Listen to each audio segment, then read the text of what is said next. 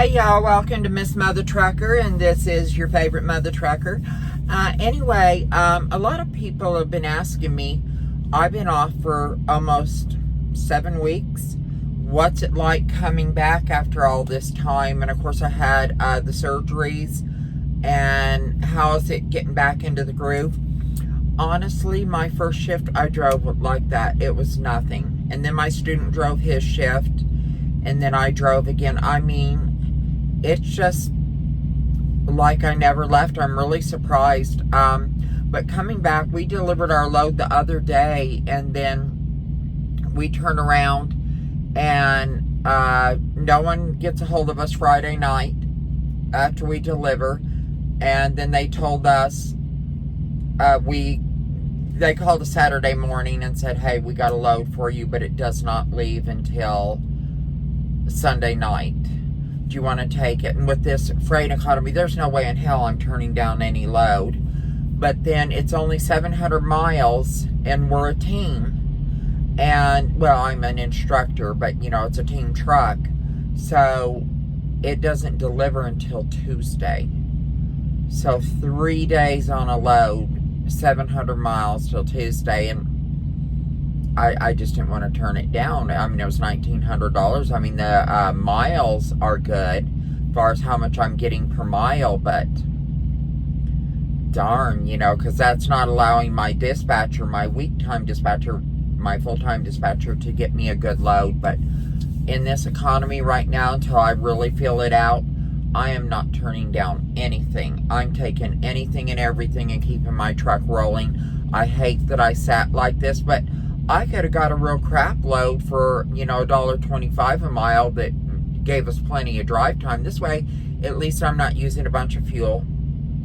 I'm not putting a bunch of hours on my trainee, you know, because of the new pay scale. I mean, it's a lot, and I'm going to go ahead and bump me in a 34-hour reset into this. Why not? But I'm sitting in beautiful California, and I know some of y'all don't like delivering to California. Traffic, parking. Now, the parking in the LA area does kind of suck. We stayed at the TA. We had to spend $50 or pay $30 for parking. Then we came over to Fontana and parked over here near our yard here at the TA, and I paid for a reserve spot. It was $22, which is fine, at the Pilot Flying J. So anyway, we're going to go pick up that load tonight, and I will have my student drive tonight because I want to get a full 34, and I was the last one who drove. And he should have his 34 by the time we leave tonight. But everything's going great. It feels good being back. I am going to be doing my facelift here in about 3-4 months.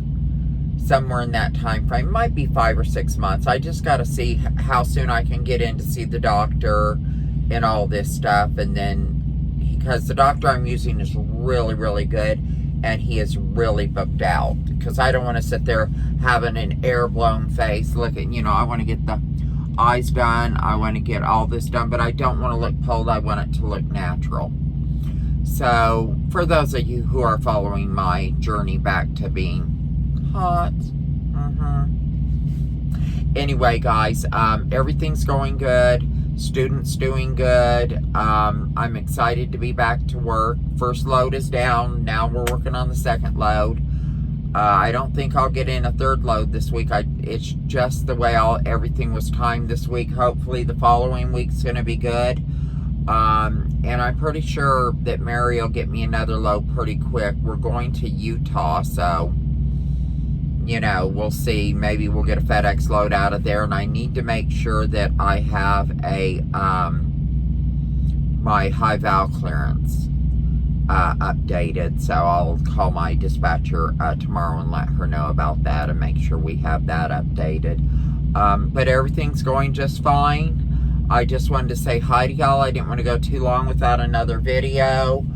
I'm hoping this market turns around soon. I have a feeling we're going to have a good rough year.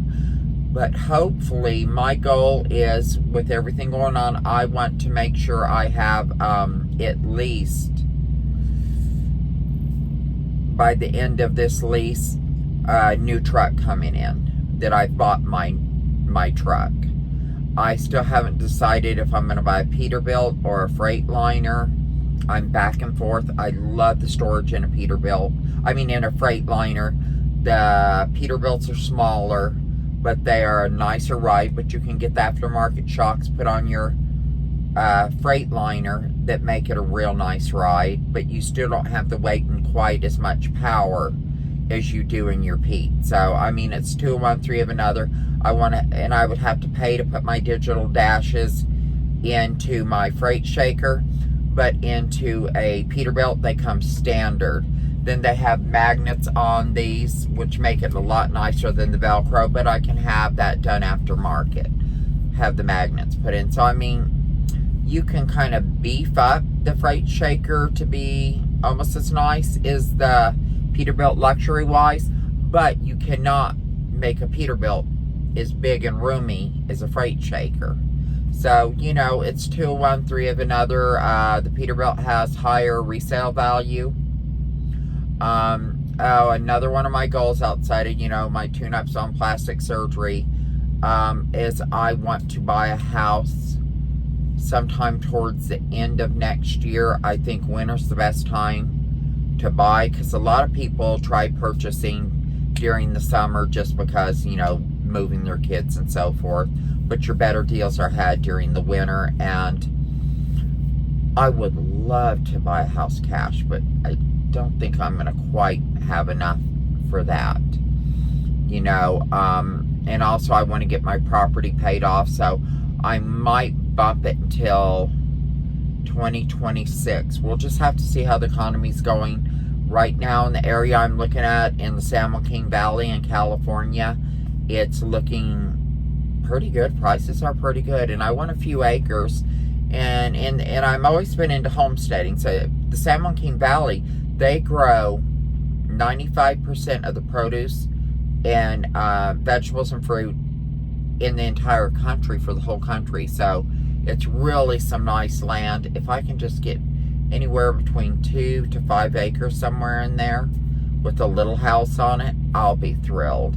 I saw a 10-acre plot for $195,000, but it didn't have a house, and I really want a house, because that means there's electric to the property, there's septic or sewer, a well, or city water. I'm preferring a well to the property, which means if I add something for one of my brothers to live in, you know, because I'm not going to be there full time, it's an easy add-on because we already have our utilities and everything in there. So anyway, guys, everything's going great.